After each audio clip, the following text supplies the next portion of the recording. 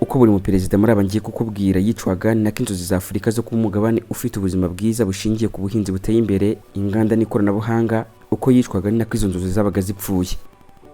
Mu migabane yose kugeza ubu, Afurika ni ya mbere mu kugira imitungo kamere nk'amabuye y'agaciro n'ibindi, mu kugira ikirere cyangwa se climate nziza, ikaza ku mwanya wa kabiri mu kugira ubutaka bwiza bujyanye n'ubuhinzi n'ubworozi nyuma ya Amerika y'Amajyepfo, ikaza ku mwanya wa gatatu mu gucukura peteroli nyuma ya Aziya na Amerika ya ruguru. Muri ibi byose mvuze, umugabane w'Uburayi uzi nyuma y'iyindi yose, bisobanuye ko nta na kimwe bufite usibye kukurwariza ku butaka bwo guhingaho, ariko nabwo buri munsi y'ubwa Afurika mu burumbuke. Gusa biratangaje kubona Ububiligi nk'igihugu cyo mu Burayi umukozi wawo uhembwa make akazi kose yabakora, kuri ubu ngubu bahembwa amayero 2111 angana na miliyoni 3,141 by'amafaranga y'u Rwanda buri kwezi. Mu gihe mu Rwanda tubona n'abahembwa ibihumbi nka 50 by'amafaranga y'u Rwanda, aya akaba angana n'amayero yonyine 33, akaba ari nako bimeze hirya no hino muri Afurika.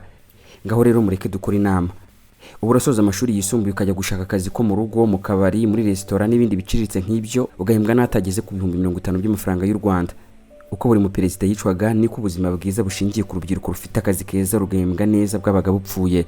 Amerika n'Uburayi byishe abaperezida n'impirimbanyi benshi cyane. Hano ku mugabane wa Afurika babaga bafite ibitekerezo byo kuzamuriya Afurika yacu. Aba n'abaperezida 23 Ubufaransa bwahitanye, Afurika ikaba imeze uko tuyibona. Ikaze, ndi Jean de Tumukunde, iyi ni JT Entertainment. Ntiwibagire gusiga igitekerezo cyawe uko byumva, kanda subscribe ubundi dutangire ikiganiro cyacu. Ndajya mbanza nkubwira imiyoborere myiza ya buri mu perezida yazize, nuko byagiye bigenda ku munsi nyirizina wo kumwica, uko byabaga bimeze, uko operasiyo yakorwaga n'uburyo yicwagamo. Ku mwanya wa mbere hari Thomas Sankara muri Burkina Faso.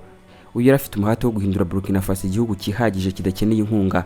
Yavuguruye ubuhinzi, ashishikariza abaturage kubaho bakoresheje ibyabo, ahagarika ibicuruzwa bihenze byo kwinezeza byaturukaga mu mahanga.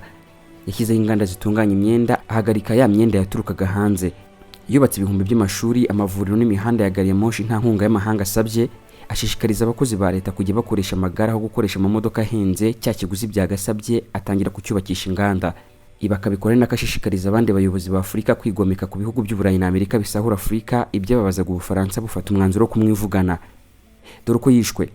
Thomas Sankara wamaze kugira umwanzi ukomeye cyane ari w'Ubufaransa, tariki 15 ukwezi kwa 11 1987, ibihuha bya coup d'etat byarazengurukaga hose, gusa we ntiyite ku gukaza umutekano we. Ahagana saa 10 z'umugoroba, we n'abantu be 12 ba hafi bamufashaga mu igenamigambi bari bageze mu nyubako y'inama Conseil de l'Entente, mu nama bise mpinduramatwara National Revolutionary Council Meeting. Abitwaje intwaro boherejwe na Blaise Compaoré bagabye igitero begera iyo nyubako. Hanze ya masasa atangira guturika, ari nako abasirikare binjira mu nyubako imbere. Mu cyumba cy'inama bitangazwa ko Sankara icyo gihe hagurutse ati mukomere, birashoboka ko uko ari ukwireshya kubayeho.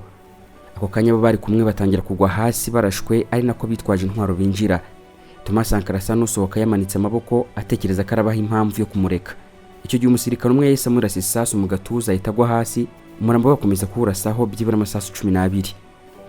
Mu minota mike abantu be uko ari 12 barimo abajyanama, abashinzwe umutekano n'abandi bari bamaze gupfa bose. Blaise Compaoré nyuma yo kumwivugana yagiye ku butegetsi abumaraho imyaka 27. Akijyaho rimwe yakuyeho gahunda zose zo kwigira kwa Burkina Faso, asubizaho uburyo bwo kwakira inkunga z'Ubufaransa. Kabiri, gahunda zashyizweho na Sankara zo gukingira umubare munini w'abana, uburenganzira abagore bwo kwiga no kurwanya ruswa. Izo gahunda zose zadahagaritse burundu zica intege. Kompanyi zari ziri mu ntoki za guverinoma, aho guverinoma yabashaka kuzikontorora zigakora mu nyungu z'abaturage bose, yahise zishyira mu biganza by'abakize n'abashoramari b'abanyamahanga, ari nabo zungukiraga. Ku mwanya wa kabiri hari Sylvanus Olympio wo muri Togo. Uyu perezida wa mbere wa Togo yanze gukoresha CFA nk'ifaranga rigenzurwa n'Ubufaransa ryari ryarashyizweho n'Abafaransa mu bukoloni, atangira inzira yo gushyiraho ifaranga Togo yigengaho. Ubundi bihugu bya Afurika bikibona cyiswe ubwigenge byagiye bihatirwa kwinjiza abahoze ari abasirikare b'abakoloni b'Ubufaransa mu gisirikare cy'ibyo bihugu. Gusa uyu Sylvanus Olympio wo muri Togo yanze kubinjiza mu gisirikare cy'igihugu kuko n'ubundi yabonaga ko bagiye gukorera inyungu z'Ubufaransa.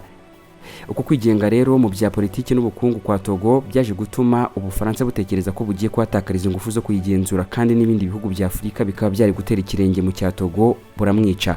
Uko niko Olympio yishwe. Hari mu gitondo saa 9 tariki 13 ukwezi kwa mbere 1963 itsinda ry'abitwaje intwaro bahoze ari abasirikare b'Abafaransa riyobowe na Sergeant Etienne Gasingbe Eyadema rigaba igitero ku nzu ya Perezida Olympio mu mujyi wa Lomé muri Togo. Akibibona asohokera mu muryango w'urugi rw'inyuma yambaye pinjama cyangwa se umwenda wo kurarana gusa. Umugore n'abana basigara muri iyo nzu, yiruka yerekeza kuri ambasade ya Amerika nko muri metero 300 uvuye iwe, yinjira mu modoka yari paritse hafi aho ngo muri parikingi yo kuri ambasade ya Amerika. Bakomeje kumushaka, bigeze saa 12 nibwo baje kumuvumbura, bamusohora muri iyo modoka bamujyana imbere ya ambasade y'Abafaransa ari naho bamutungiye imbunda. Nyuma y'akanya gato bamuhata ibibazo, Eyadema n'abasirikare be baba baramurashe inshuro 3 ahita apfa, basiga umurambo we uryamye kuri ambasade. Raporo nyinshi zagaragaje ko Ubufaransa bwari buzi by'iki gitero, gusa ntibwagira icyo bukora. Icyo gihe hahise hajyaho Nicolas Gruninski nyuma y'imyaka 4 Eyadema wakoze kudeta amukuraho ayobora imyaka 38 yose. Bombi base batangira kugendera ku mategeko y'Ubufaransa bakora mu nyungu zabwo. Ku mwanya wa gatatu hari uwitwa Felix Laurent Momi no muri Cameroon. Uyu yari umuyobozi wa The Cameroonian Independent Movement na Union de Population du Cameroun IPC, ikaba muvoma zirwanya guverinoma yakoreraga mu nyungu z'Abafaransa.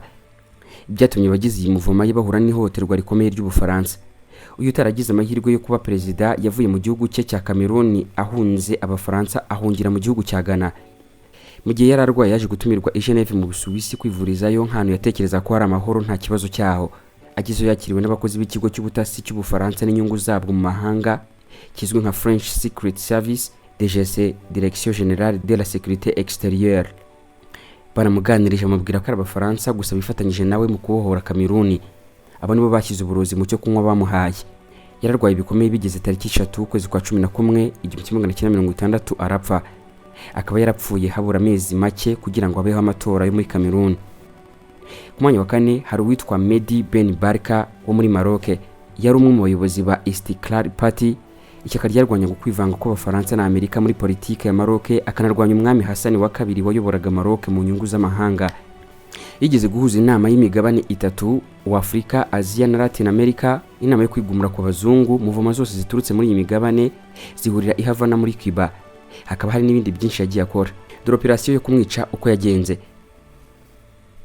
Ajya gupfa, director wa filime George Figon n'umunyamakuru witwa Philippe Bernier bavuga ko akora ibyegeranyo ku kurwanya abakoloni, bombi uko ari babiri bamutumiye guhura nabo. Icyo gihe yagomba gufatira ifunguro ahitwa muri Brasserie Lip, ikaba restaurant izwi cyane Paris mu Bufaransa. Hageze abapolisi babiri b'Abafaransa, Louis Souchot na Roger Voiton. Bahise bamwitambika bamubwira yuko bamutaye muri yombi, bamwinjiza mu modoka. Aho kumujyana kuri station ya polisi, bahise bamujyana mu nyubako z'ahitwa Fontenay-le-Vicomte, inyubako ziri ahantu hatuje hitaruye umujyi wa Paris. Aha yasanze abatasi b'igihugu cye Maroc bamuhata ibibazo ari nako bamushinyagurira. Raporo zivuga yuko aho ngaho i Paris mu Bufaransa hariyo na General Ofkir, intumwa y'umwami Hassan wa kabiri, nawe akaba yaragize uruhare mu yicwa rye. Bitangaza ko niba atarapfuye anizwe yaba yaratewe urushinge rurimo uburozi. Abagize uruhare mu rupfu rwe nabo mu butasi bwa Maroc, abo mu gipolisi n'ubutasi bw'Ubufaransa bafashije mu kumushimuta, abo mu butasi bwa Israel Mossad bushinjwa gutanga ubufasha mu bya tekinike, n'ubutasi bwa Amerika CIA bushinjwa kuba bwari buzuye umupango ariko ntibubyinjiremo. Ku mwanya wa 5 hari Perezida Modibo Keita wo muri Mali. Akijyaho nyuma y'ikiswe ubwigenge, Keita yasasinya umubano wose mu bya politiki n'ubukungu hagati ya Mali n'Abafaransa, akuraho isefa, ifaranga ryagenzurwaga n'Abafaransa, ashyiraho ifaranga rya Mali yigengaho mu kuzahura ubukungu, yirukana abajyanama ba guverinoma baturukaga mu Bufaransa, ashyira amabanki n'inganda by'igihugu byari imbogamizi ku Bufaransa. Yiyunga kuri Kwame Nkrumah wo muri Ghana na Sekou Touré wo muri Guinea barwanyaga ubukoloni. Yitandukanyije n'Ubufaransa hamwe n'uburengerazuba bwose, yisunga Ubushinwa n'Abasoviete kugira ngo apfe. Dore uko byagenze. Tariki 19 ukwezi kwa 11 1968 yatewe kudeta na Lieutenant Moussa Traoré wari uhagarikiwe n'Abafaransa. Modibo Keita yabanje gufungirwa iwe mu rugo, nyuma za kujyanwa muri gereza ya Kidal aho yahuriye n'imirire mibi akarwara akabura kivuzwa. Yapfiriye muri gereza tariki 16 ukwezi kwa 5 1977. Bikaba bitekerezwa ko yarozwe kugira ngo byizerwe neza ko atazasubira ku butegetsi. Lieutenant Moussa Traoré akimara kujya ku butegetsi yahise asubiza inyuma ibyari byarakozwe na Modibo Keita, asubiza ifaranga ry'irisefa rigenzurwa n'Abafaransa. Ku mwanya wa 6 hari Perezida wa Chad François Tombaribaye. Uyu yahoze ari inshuti y'Abafaransa, nyuma za kugenda barwanya gake gake aho yabashinjaga kwinjirira bitemewe gahunda bwite z'igihugu, atangira kubigizaho gake gake haba mu by'umutekano n'ubukungu, arwanya isefa. ikosa yakoreye Abafaransa rikomeye cyane nuko mu 1971 Chad yirukanye ingabo z'Ubufaransa kandi bwari bwaraharemye ibirindiro by'ingabo zabwo bwifashishaga mu kugenzura akarere kose. Ibi birakaza Ubufaransa cyane. Dore operasiyo yo kwicwa kwe hari mu masaha mu gitondo tariki 16 kwezi kwa kane 1975 Injamena muri Chad. Perezida François Tombarbaye ari mu biro bye n'ubundi yari afite ubwoba bw'uko benda kuzamuhirika, gusa yarananiwe kuba yahagarika iyo kudeta. Muri icyo gitondo itsinda rirakaye cyane ry'abitwaje intwaro rigaba igitero mu murwa hagati, bihutira kujya gufata inyubako z'ingenzi za guverinoma. Nako muri presidence, inyubako ya perezida, ibiro bye akari naho yabaga byari byamaze kugotwa n'abasirikare benshi bitwaje intwaro, bafunga amayira yose yashobora kuba yanyuramo nk'amahirwe ya nyuma yo guhunga. Abantu ba hafi ye bose nta numwe wari ukiri hafi aho ngaho, ibishoboka yuko bari batorotse cyangwa se bayamanitse. Ubwo abasirikare binjiriwe mu cyumba bamenye urugi n'amasasu hamwe n'ibiturika, bamusoramo yambaye imyenda yo kurarana n'ubwoba bwinshi atitira. Amakuru amwe avuga yuko yabanje gusaba imbabazi kugira ngo ntibamwice, gusa ndakavuga ko yacecetse akihagararaho mu minsi ye ya nyuma.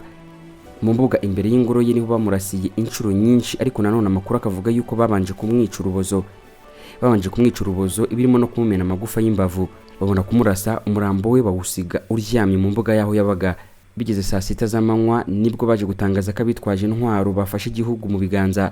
General Felix Malum wari wohereje abasirikare be gukora kudeta ahita hinduka perezida. Icyo gihe ntabwo abasirikare b'Ubufaransa aribo barashe François Tombarbaye, gusa cyagaragaje ko bari babiri inyuma nuko wagiyeho yahise atangira kubakorera bifatika. Ibyari byaragezweho byose bisubizwa inyuma. Ku mwanya wa 7 hari Laurent Désiré Kabila, yari perezida wa gatatu wa Repubulika Demokarasi ya Kongo. Akijya ku butegetsi yatangiye kurwanya inyungu za Amerika, Ubufaransa n'Ubwongereza. Ibyo bihugu byabonaga biciye mu bucukuzi bw'amabuye y'agaciro n'indi mitungo kamere, kandi byari bifatiye runini Burayi na Amerika binyuze mu mabuye y'agaciro arimo nka cobalt, diamonds na coltan menshi atandukanye ahaboneka ku bwinshi. Uyu Laurent Désiré Kabila yerekeje amaso ku bufatanye na Libya, Ubushinwa na Korea y'Amajyaruguru, ibyaje kurakaza uburengerazuba cyane. Hari tariki 16 ukwezi kwa mbere 2001, Kabila wari mu biro bye, umurinzi we Rashid Kasereka yirutse ajya mu biro bye amurasa inshuro nyinshi amwegereye, aramukomeretsa bikomeye. Perezida Kabila yihutanwa ajyanwa kuvuzwa mu bitaro muri Zimbabwe. Nyuma y'umunsi umwe tariki 17 ukwezi kwa mbere bitangazwa ko yapfuye. Mu buryo bwemewe cyangwa se buri official byatangajwe ko yishwe na bodyguard biturutse ku kutumvikana kw'imbere mu buyobozi bwabo, ariko hari benshi bavuga yuko maneko za Amerika, Ubwongereza n'Ubufaransa zari ziri aho ngaho byabereye. Akimara gupfa, umuhungu we Joseph Kabila yahise ajya ku butegetsi, atangira gushaka kujya ku mpande zombi, haba guhibikanira igihugu no gukora mu nyungu z'Abanyaburayi, gusa gake gake agenda arushaho kwiyegereza Ubufaransa, Amerika n'Ububirigi. Ngaho reka mbetse ubikiye aha ngaha kuri umwanya wa 7. Abasigaye tuzabagaruka mu gice cya 2 cy'ikiganiro.